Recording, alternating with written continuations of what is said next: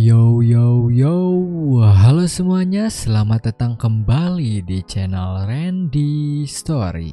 Di sini kita akan melanjutkan kembali kisah Cian setelah dirinya gagal untuk membersihkan Boris bersama dengan Sherika. Selain itu, saat ini Nana juga sedang merasa kesal dan hendak memberikan pelajaran kepada para penculik. Nah, apakah Nana akan berhasil menghukum para penculik tersebut atau tidak? Tanpa banyak basa-basi lagi, kita langsung aja masuk ke dalam ceritanya. Melihat Nana yang menunjukkan kalau dirinya adalah manusia demonik, Tolio pun terkejut melihatnya. Lalu Nana pun menunjuk anak buah Tolio dan berkata kepada mereka kalau mereka semua adalah pembohong. Tidak senang ditunjuk-tunjuk terus oleh Nana, mereka pun mulai kesal. Mereka juga langsung maju untuk menyerang Nana. Namun serangan mereka tidak ada yang berhasil dan malah diserang balik oleh Nana. Sampai akhirnya mereka kalah telak oleh Nana. Melihat anak buahnya kalah dengan sangat mudahnya, Tolio tidak bisa membiarkannya begitu saja. Dan langsung memerintahkan Gnoll Champion untuk menangkap Nana hidup-hidup. Kemudian Gnoll Champion pun maju untuk menyerang Nana sesuai perintah Tolio. Melihat Gnoll tersebut menyerang Nana dengan sekuat tenaga, awalnya Tolio terkejut karena perintahnya adalah menangkap Nana hidup-hidup, bukan malah membunuhnya. Namun yang sebenarnya terjadi adalah Nana bisa menahan serangan Gnoll tersebut hanya dengan satu tangan saja. Setelah itu, Nana pun melihat ke arah leher Gnoll Champion dan melihat ada sebuah tanda di lehernya itu. Kemudian pertempuran Nana dan Gnoll pun berlanjut kembali di mana Nana terus-terusan diserang oleh sang Gnoll. Tapi Nana bisa menghindari semua serangannya. Melihat tidak ada satupun serangan Gnoll yang berhasil mengenai Nana, Tolio pun merasa kesal karena semua anak buahnya tidak ada yang berguna termasuk Gnoll tersebut. Lalu Tolio pun langsung memperkuat sihir pengendaliannya kepada sang Gnoll agar sang Gnoll lebih ganas lagi. Namun ketika sihir tersebut baru saja digunakan, Nana tidak membiarkannya begitu saja dan langsung menyerang sang Gnoll tepat di dadanya sampai-sampai sang Gnoll terhempas ke arah Tolio. Di sisi lain, Brian pun melihat asap hitam yang berasal dari tempat Nana. Brian juga merasakan gelombang mana dari arah tersebut, jadi Brian pun langsung bergegas untuk pergi ke sana bersama Alice dan Emily. Setelah itu, Tolio pun menggunakan kembali sihir pengendaliannya kepada sang Gnoll. Dan kali ini Tolio ingin sang Gnoll membunuh Nana. Tapi sayangnya, karena Tolio dari tadi terus-terusan menggunakan sihir tersebut pun akhirnya hilang dan membuat sang Gnoll mengamuk kepada dirinya. Gnoll tersebut benar-benar tidak terkendali dan menghabisi Tolio di tempat. Setelah Tolio dirinya urus, sang Gnoll pun langsung mendatangi Nana. Lalu ketika Nana dan sang Gnoll saling berhadapan, Nana pun langsung mengeluarkan anak sang Gnoll yang sebelumnya telah Nana selamatkan di dalam kapal. Melihat anaknya yang telah selamat, sang Gnoll pun merasa senang dan langsung menggendongnya untuk membawanya kembali ke tempat asal mereka. Melihat kasih sayang orang tua kepada anaknya, Nana juga merasa kangen dengan Cian.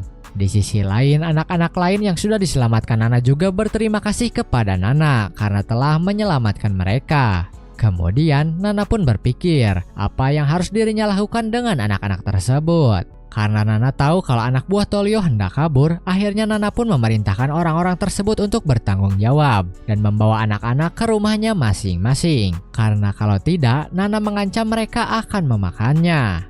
Mendengar ancaman tersebut, mereka pun tidak bisa berbuat apa-apa dan merasa takut. Hingga akhirnya mereka pun mau mengembalikan anak-anak ke rumahnya masing-masing.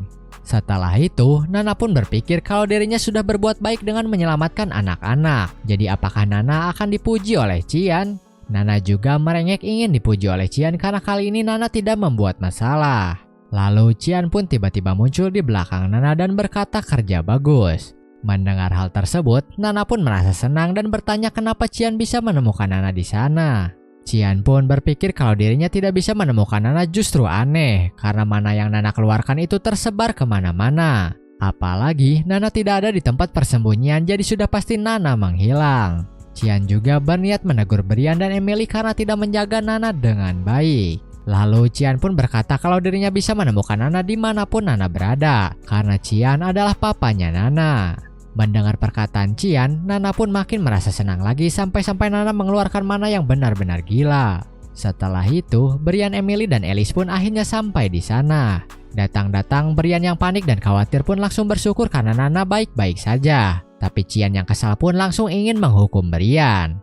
Sementara itu, Alice yang melihat Nana adalah manusia drakonik pun hanya bisa terdiam dan terkejut karena tidak tahu kalau orang yang mereka cari adalah manusia drakonik.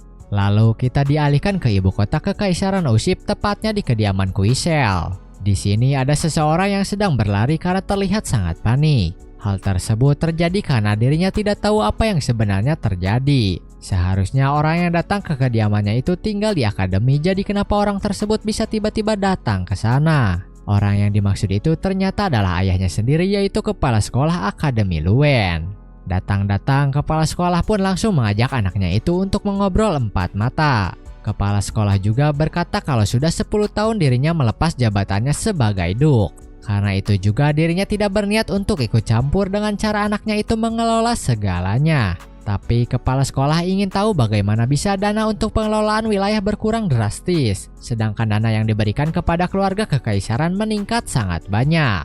Anaknya pun menjawab, kepala sekolah pun tahu kalau keluarga permaisuri saat ini telah mengirimkan jumlah uang yang keterlaluan setiap tahunnya. Hal tersebut membuat kedudukan politik keluarga mereka menurun kalau mereka tidak membayar sebanyak sekarang. Kalau mereka membayar seperti biasanya, maka keluarga permaisuri pasti akan menempatkan orang-orang mereka sendiri di tahta dan tidak akan memberikannya kepada keluarga Kuisel. Semua itu mereka lakukan agar Luinel menjadi kaisar selanjutnya sesuai dengan keinginan kepala sekolah. Mendengar hal tersebut, kepala sekolah pun menyuruh anaknya itu untuk diam karena merasa kesal. Kepala sekolah juga berkata kalau Luinel itu tidak punya kualifikasi sebagai kaisar, jadi mereka tidak perlu bertindak sejauh itu untuk Luinel. Anaknya pun berkata kembali meskipun Luinel tidak memiliki kualifikasi, selama kaisarnya itu berasal dari keluarga Kuisel, maka siapapun itu tidak jadi masalah baginya. Mendengar ucapan anaknya barusan, kepala sekolah pun bertanya, apakah dirinya melakukan hal tersebut seperti saat dirinya menikahkan adiknya sendiri kepada kaisar sekarang? Kepala sekolah juga berkata kalau pembahasannya sudah selesai sampai di situ. Jadi sekarang kepala sekolah meminta anaknya itu untuk memotong semua dukungan keluarga kepada Luinel. Anaknya pun hanya bisa terdiam dan merasa kesal saja mendengar perintah ayahnya itu. Lalu anaknya pun bertanya kepada kepala sekolah, setelah ini ayahnya akan pergi kemana? Kepala sekolah pun menjawab kalau dirinya mau pergi ke istana. Kemudian kita langsung dialihkan ke kediaman keluarga Ver. Di sini ada Asel yang sedang membaca surat laporan dari Boris yang mengatakan kalau Boris sudah menemukan pemilik Demonic Sword. Meskipun Asel sudah membuat rencana setiap saat, tapi Asel masih merasa khawatir rencananya itu akan gagal lagi. Selain itu, Alice juga sudah keluar dari pasukan Craig secara diam-diam, dan hal tersebut adalah sesuatu yang tidak pernah disangka-sangka oleh Asel. Tapi dengan begitu, kedudukan Asel sebagai penerus Duk malah semakin kuat. Jadi hal tersebut adalah kabar yang baik juga bagi Asel. Meski begitu, tetapan Alice kepada Asel menunjukkan kalau Alice memiliki kebencian yang begitu dalam terhadap Asel. Jadi Asel merasa kalau Alice mengetahui sesuatu yang membuat Asel jadi kesal. Setelah itu, lingkaran sihir teleportasi pun tiba-tiba muncul. Ternyata yang datang itu adalah Boris sendiri. Lalu Asel pun bertanya apa yang telah terjadi dan apakah penampilan itu adalah penampilan sesungguhnya dari suku Black Blood. Boris pun meminta maaf kepada Asel karena dirinya tidak bermaksud menunjukkan wujudnya itu kepada Asel. Kemudian Asel bertanya kembali siapa yang membuat Boris jadi seperti itu. Bukannya Boris seharusnya ada di Akademi Luen saat ini? Boris pun langsung menjawab kalau pelakunya adalah adik Asel sendiri, yaitu Cian. Dirinya telah mendorong Boris hingga kondisinya seperti itu. Mendengar hal tersebut, Asel pun merasa kesal karena dirinya tidak menyangka kalau pelakunya adalah Cian. Lalu Boris berkata lagi, meskipun kondisi dirinya jadi seperti itu, tapi dirinya juga berhasil mencapai tujuannya. Boris pun langsung mengeluarkan sebuah bola mana yang berasal dari Demonic Sword pada saat perjamuan berdarah. Boris juga sudah tahu siapa pemilik dari Demonic Sword tersebut. Mendengar hal tersebut, Asel pun langsung tahu siapa pemilik Demonic Sword tersebut, meskipun Boris belum mengatakannya. Asel juga jadi sangat marah karena selama ini ternyata Cianlah orang yang telah mengacaukan semua rencananya. Asel juga marah karena dirinya baru menyadarinya sekarang. Lalu Boris berkata kalau dirinya berniat melenyapkan Cian. Namun sayangnya dirinya tidak memiliki kekuatan yang cukup untuk melakukan hal tersebut. Asel pun menjawab kalau begitu dirinya akan turun tangan sendiri mengatasi hal tersebut. Asel juga berkata kalau dirinya sudah pernah melawan Cian sebelumnya. Meski tidak mudah, tapi Asel yakin dirinya tetap akan menang melawan Cian. Kemudian Boris pun memberitahu Asel kalau saat ini masih belum saatnya untuk Asel turun tangan secara langsung melawan Qian. Selain Qian, ada juga pengikut Black Fog yang bersama dengan Qian. Jadi memprediksi situasi yang akan datang akan menjadi lebih sulit dari sebelumnya. Asel pun bertanya, kalau begitu, apakah Boris sudah terpikirkan rencana untuk mengatasi hal tersebut? Boris pun menjawab kalau Asel hanya perlu mengikuti ramalan saja di mana saintis akan menuntun Asel menuju tempat Holy Sword berada. Di sisi lain, ternyata Kaylin sedang menguping pembicaraan Asel dan Boris di depan pintu. Dirinya juga terkejut mendengar kalimat Holy Sword, sehingga Kaylin pun merasa kalau dirinya harus segera melaporkan informasi tersebut kepada Qian. Namun tiba-tiba di belakang Kaylin muncullah Boris yang tahu kalau Kaylin sedang menguping. Boris juga langsung menyerang Kaylin dan bertanya bukannya Kaylin adalah bawahan Asel, jadi Kaylin sebenarnya mau melapor kepada siapa.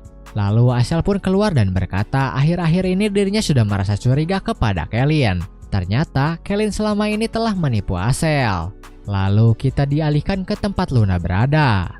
Di sini, Luna sedang membaca buku untuk mencari informasi tentang isi buku yang dirinya temukan di lab milik Boris sebelumnya. Karena satu-satunya petunjuk tentang Boris hanyalah buku tersebut yang ditulis dengan bahasa kuno. Kalau bukan karena magic yang Boris gunakan kepada Luna, Luna pasti bisa menemukan informasi lebih banyak lagi. Saat ini yang baru bisa Luna pahami adalah hanya dua buku yang tertulis di dalam bahasa kuno tersebut. Yang pertama adalah Divine Scripture, dan yang kedua adalah Demonic Scripture. Untuk buku yang dimiliki Boris, Luna menyimpulkan kalau yang Boris miliki sepertinya condong kepada yang pertama. Tapi yang jadi pertanyaan Luna adalah kenapa hal semacam itu bisa ada di lab milik Boris. Selain itu, Luna juga tidak menemukan apa-apa lagi seperti cara penggunaan buku tersebut ataupun apa isi dari buku tersebut. Sekarang satu-satunya pilihan Luna cuma mencari di arsip terlarang milik Asosiasi Garam. Lalu Arin pun memanggil Luna dan bertanya apa yang sedang dipikirkan oleh Luna sampai tidak sadar Arin ada di sana. Luna pun bertanya balik ada perlu apa Arin datang ke sana. Arin pun bertanya apakah Luna belakangan ini melihat Qian. Luna pun menjawab kalau dirinya akhir-akhir ini menghabiskan waktu di perpustakaan jadi tidak melihatnya. Apakah Arin merindukan Qian sampai menanyakannya seperti itu? Arin pun menjawab kalau dirinya tidak merindukannya sama sekali. Arin juga berkata kalau dirinya penasaran kemana Qian karena tiba-tiba tidak masuk sekolah.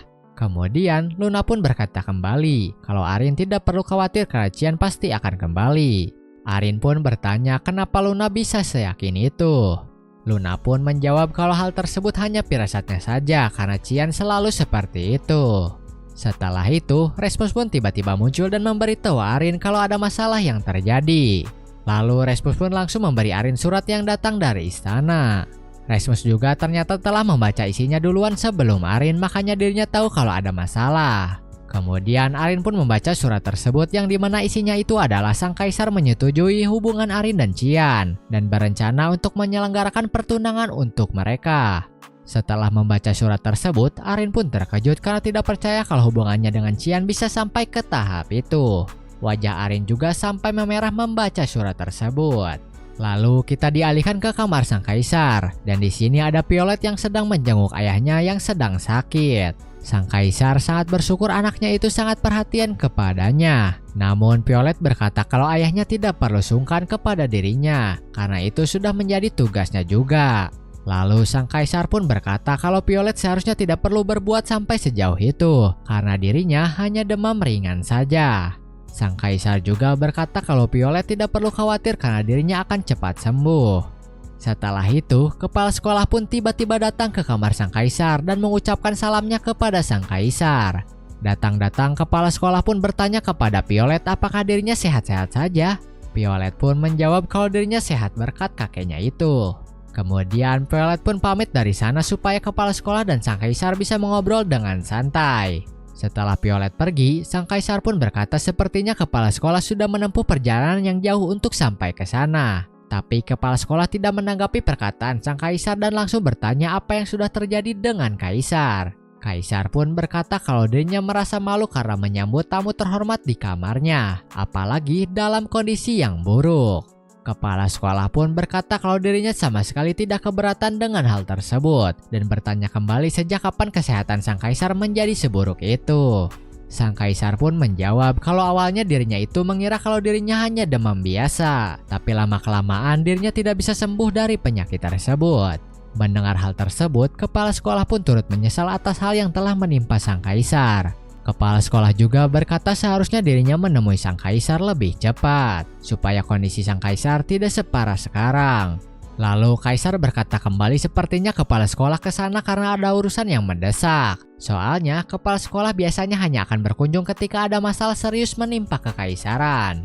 Oleh karena itu, apakah kekhawatiran kepala sekolah itu berkaitan dengan Luinel? Kepala sekolah pun menjawab kalau hal tersebut benar.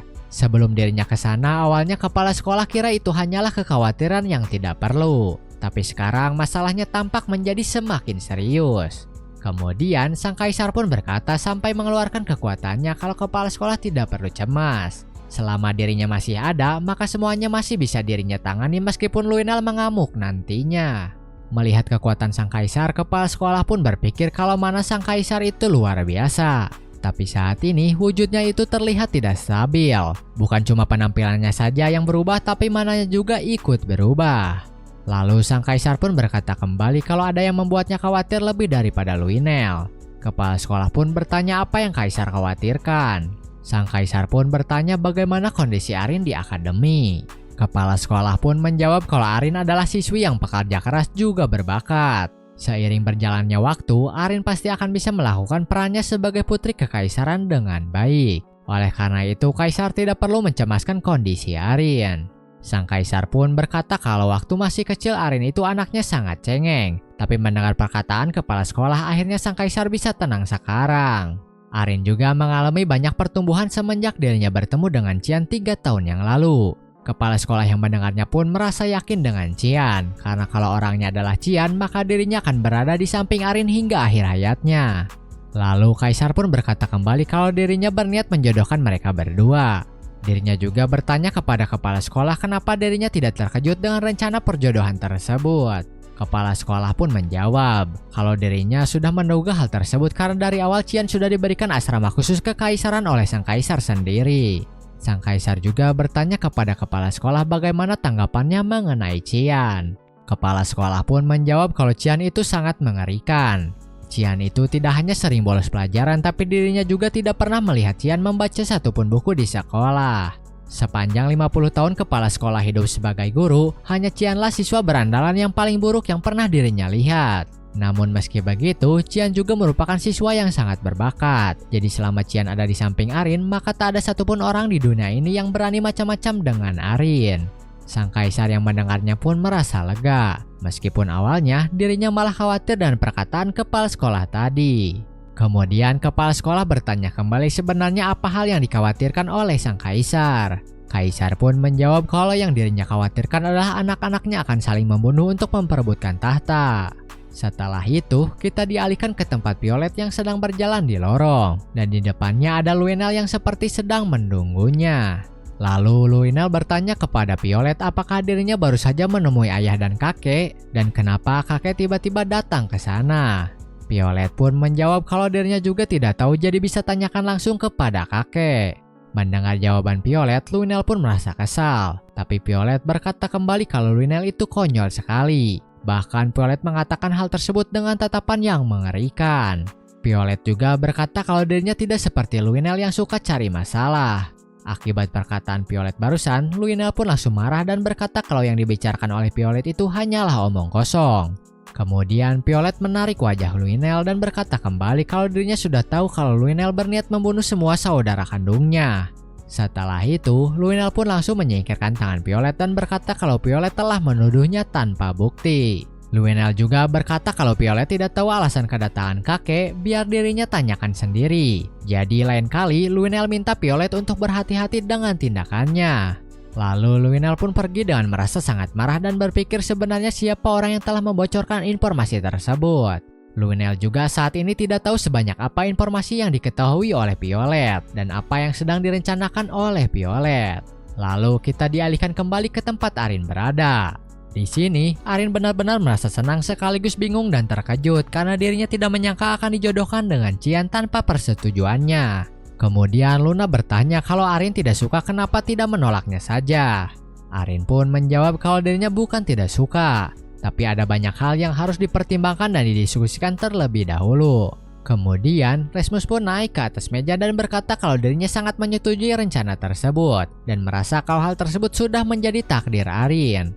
Mendengar hal tersebut, Arin pun makin merasa malu dan berusaha menghentikan Rasmus yang naik meja. Sementara itu, tiba-tiba muncullah Cian yang bertanya apa yang sedang Rasmus lakukan di perpustakaan dan kenapa Rasmus malah berisik dan naik meja segala.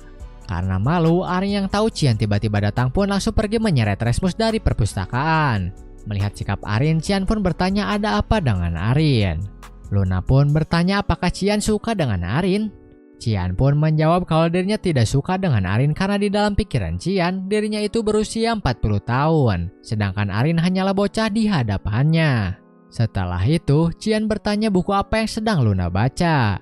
Luna pun menjawab kalau dirinya sedang mencari informasi mengenai suatu buku. Cian bertanya lagi buku macam apa yang sedang Luna cari. Luna pun menjawab kalau buku yang dirinya maksud adalah buku yang dirinya temukan di lab milik Boris. Mendengar hal tersebut, Cian pun memberitahu Luna kalau Luna tidak akan bisa menemukan informasi apapun di perpustakaan dan harus mencarinya di arsip terlarang milik Asosiasi Garam. Lalu Cian pun memberitahu isi suatu buku yang mengatakan gunung yang ditutupi pepohonan pasir. Kalimat tersebut itu mengacu pada tempat peristirahatan Demonic Beast yang telah mati dalam perang besar dewa dan demon. Jadi apakah Luna kira-kira tahu atau tidak di mana letak tempat yang dimaksudkan? Luna pun menjawab kalau dirinya tidak tahu. Memangnya apa hubungan tempat tersebut dengan Divine Scripture? Cian pun menjawab kalau yang dirinya cari itu bukan Divine tapi yang bisa menyainginya yaitu Demonic Scripture Remi Haram. Mendengar Cian berkata begitu, Luna pun berpikir kenapa Cian bisa tahu dengan nama buku tersebut. Padahal yang tahu mengenai informasi tersebut seharusnya hanya orang-orang tertentu di Asosiasi Garam saja. Lalu Luna pun berkata kalau dirinya tidak tahu apapun soal itu. Karena Luna tidak tahu, Cian pun langsung pergi dari sana sambil berkata kalau Luna tahu tolong beritahu Cian. Kemudian setelah Cian pergi, Luna pun memerintahkan Lamela yang merupakan bawahannya untuk keluar. Lamela ada di sana itu karena dirinya diperintahkan oleh ayah Luna langsung untuk mengawasi Luna. Luna pun bertanya kepada Lamela berapa banyak orang yang tahu tentang buku Scripture. Lamela pun menjawab hanya sedikit saja orang yang tahu, bahkan mengatakannya saja sudah dilarang. Jadi dirinya tidak tahu kenapa Cian bisa tahu tentang hal tersebut. Lalu Luna pun memerintahkan Lamela untuk mencari informasi dan mengambil buku di arsip terlarang tentang hal tersebut dan membawanya kepada Luna. Mendengar perintah tersebut, Lamela pun berniat menolak karena kalau dirinya melakukan hal tersebut, dirinya bisa mati oleh Rigens. Mendengar Lamela yang hendak menolak perintahnya, Luna pun mengancam Lamela akan dilaporkan ke Rigens dan akan mati lebih cepat dari yang seharusnya. Apalagi Luna sendiri harus tahu apa yang Cian ketahui, jadi Lamela sebenarnya tidak bisa menolak perintahnya itu. Lamela yang tidak punya pilihan pun akhirnya menuruti perintah Luna dan pergi dari sana. Setelah Lamela pergi, Luna pun berencana untuk menanyakan hal tersebut nanti kepada Cian. Untuk sekarang, prioritas Luna itu adalah mendekati Cian karena Cian pasti menyembunyikan sesuatu. Lalu kita dialihkan ke tempat Cian berada yang sedang bingung mencari tempat Remi Haram.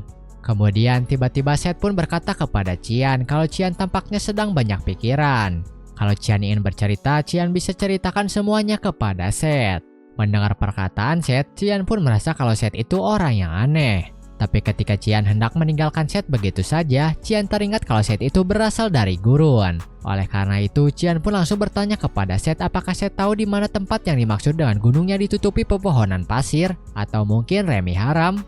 Seth pun menjawab kalau sudah lama dirinya tidak mendengar nama tersebut, karena Remi Haram adalah musuh pertama Seth yang membuat Seth menelan pahitnya rasa kekalahan. Seth pun memberitahu Cian kalau Seth bertemu dengan Remi Haram di suatu reruntuhan tak bernama. Saat itu umur Seth masih 6 tahun dan itu adalah masa-masa Seth dalam perjalanan menjadi kuat. Saat itu juga Seth belum memiliki pengalaman dan juga otot.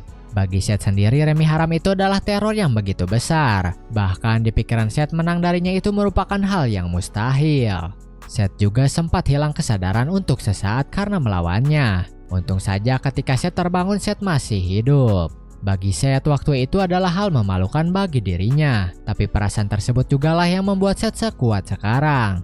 Setelah mendengar cerita Seth, Cian bertanya apakah Remi Haram itu monster dan bukanlah sebuah buku. Seth pun menjawab hal tersebut benar di mana Remi Haram itu adalah sesosok monster. Karena firasat Cian, Cian pun memutuskan untuk pergi ke sana mencari tahu kebenarannya. Jadi Cian pun bertanya kepada Seth di mana reruntuhan tersebut berada.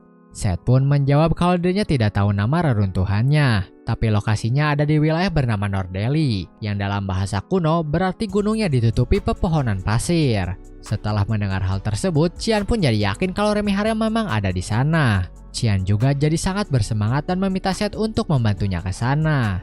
Sementara itu, Seth yang diajak ke sana pun berpikir apakah dirinya akan berpetualang bersama dengan teman. Dulu ketika Seth masih kecil, Seth sering menangis karena teman-temannya selalu menjauhinya. Hal tersebut terjadi karena Seth itu adalah anak yang kuat di usianya waktu itu dan sering menghancurkan sesuatu. Tapi meski begitu, ibunya selalu menenangkan Seth dan berkata kalau suatu hari nanti Seth pasti akan mendapatkan teman yang menerima Seth apa adanya. Jadi ibunya itu meminta Seth untuk fokus saja berlatih dengan keras. Kemudian, karena Seth ikut bersemangat dan merasa senang juga diajak oleh Qian, apalagi perkataan ibunya itu benar dan menjadi kenyataan, Seth pun langsung pergi untuk bersiap-siap. Setelah itu, Qian pun kembali ke asramanya. Datang-datang, Brian dan Emily pun heboh karena Qian mendapatkan surat dari istana. Ternyata hal yang membuat mereka heboh itu bukanlah surat tersebut berasal dari istana, melainkan isinya yang dimana isinya itu mengatakan kalau Qian dan Arin akan dijodohkan. Namun Qian tidak peduli dengan hal tersebut dan akan Qian pikirkan nanti saja. Soalnya saat ini Qian harus pergi ke reruntuhan mencari Remiharam. Sebelum pergi, Nana pun bertanya kepada Qian apakah sekarang dirinya punya mama. Qian pun menjawab kalau hal tersebut tidak akan terjadi karena akhir dari rencana Qian itu tak akan berakhir damai. Mungkin saja Qian akan dikejar seumur hidupnya, atau bahkan Qian akan dieksekusi karena telah menghina dewa dan menghancurkan kekaisaran. Oleh karena itu, Qian tidak mau menyeret orang lain ke kekacauan tersebut. Mendengar perkataan Qian barusan, Emily pun merasa sedih dan kasihan dengan Qian. Hal tersebut juga pasti gara-gara Asel yang jahat kepadanya. Lalu Brian pun berkata kepada Emily kalau mereka tidak akan membiarkan hal buruk itu menimpa Qian. Jadi Brian mengajak Emily untuk berjuang bersama-sama untuk membantu Qian. Di sisi lain, tiba-tiba Nana berubah wujud menjadi Qian, dan hal tersebut membuat Brian dan Emily kaget melihatnya. Lalu kita dialihkan ke tempat Qian berada bersama dengan Seth. Di sini, mereka berdua sedang menaiki sejadah terbang menuju tempat Remiharam berada, dan kemungkinan mereka sampai di sana itu setengah hari lagi. Kemudian, Qian bertanya apakah Seth tahu mereka harus pergi ke arah mana. Seth pun menjawab kalau Qian tidak perlu khawatir karena Seth sudah mengingat semuanya. Yang perlu mereka lalui hanyalah badai debu yang ada di depan mereka saat ini. Qian yang mendengarnya pun langsung memperhatikan badai tersebut dan merasakan kalau badai tersebut bukanlah badai debu biasa, karena Qian merasakan mana di dalam badai tersebut. Setelah mereka melewati badai tersebut, akhirnya mereka pun sampai ke dekat reruntuhan tempat Remiharam berada. Selama di dalam badai, Qian sempat tidak sadarkan diri, tapi meski begitu mereka bisa melewati badai tersebut tanpa ada masalah. Lalu Seth pun berkata kalau reruntuhannya itu sangat besar meskipun dari jauh kelihatannya tidak. Selain itu, sepertinya Qian adalah orang pertama yang menginjakkan kakinya di sana selain Seth. Qian pun bertanya apakah Seth yakin dengan hal tersebut. Seth pun bertanya balik apa maksud Qian. Apakah ada orang lain di sana? Qian pun menjawab sepertinya ada beberapa tamu yang datang mendahului mereka. Dan Qian bisa merasakan mana dari beberapa orang di sana. Lalu kita langsung dialihkan ke tempat orang-orang tersebut yang saat ini ada di depan reruntuhan. Kelompok tersebut dipimpin oleh orang bernama Charon. Di sisi lain, Qian sedang mengawasi mereka dan bertanya-tanya siapa mereka. Qian juga hendak mengamati situasinya terlebih dahulu sebelum menunjukkan dirinya. Namun siapa sangka Seth yang bodoh malah langsung keluar dan mencoba menyerang Charon. Tapi Charon bisa menghindari serangan tiba-tiba Seth dengan sangat mudah. Charon juga bertanya kepada Seth siapa dirinya. Seth yang polos pun menjawab kalau dirinya adalah pangeran Spania bernama Seth. Seth juga menunjuk Qian yang sedang bersembunyi dan memperkenalkannya juga. Setelah itu, Seth juga bertanya kepada orang-orang tersebut siapa mereka dan apa tujuan mereka datang ke sana. Charon yang mendengar nama Qian pun terkejut dan bertanya-tanya apakah orang yang sedang bersembunyi itu benar-benar Qian. Qian pun berpikir kalau situasinya jadi sangat merepotkan. Kemudian Charon pun tidak peduli siapa yang ada di hadapannya dan hendak menyerang Qian dan Seth karena dirinya tidak bisa membiarkan mereka pergi begitu saja. Lalu Charon pun langsung maju ke arah Seth untuk menyerangnya. Namun serangannya itu bisa ditahan dengan sangat mudah oleh Seth. Bahkan Seth bisa menyerang balik Charon sampai wajah Charon tergores. Charon pun berpikir apakah dirinya terlalu meremehkan Seth. Soalnya Seth bisa memantulkan mana yang dirinya lancarkan sebelumnya. Di sisi lain, Seth pun merasa kesal karena serangannya barusan tidak berhasil mengenai musuh. Melihat Seth yang kesal karena serangannya meleset pun membuat Charon kesal karena Seth terlalu bersikap sombong. Setelah itu, Qian pun muncul dan berhasil menghabisi semua bawahan Charon. Melihat bawahannya telah dikalahkan, Charon pun marah besar dan langsung mengeluarkan kemampuannya. Namun tiba-tiba seseorang pun datang dan menghentikan mereka untuk terus bertarung. Ternyata orang tersebut adalah Luna yang datang bersama dengan Lamela. Luna juga memberitahu Charon kalau Seth dan Qian adalah rekannya, jadi Luna minta Charon berhenti menyerang mereka. Mendengar perintah Luna, Charon pun langsung menurut dan berlutut di hadapan Luna. Charon juga berkata kalau tindakannya terlalu gegabah, jadi dirinya meminta maaf. Luna juga menjawab tidak masalah selama Charon mengerti maksudnya.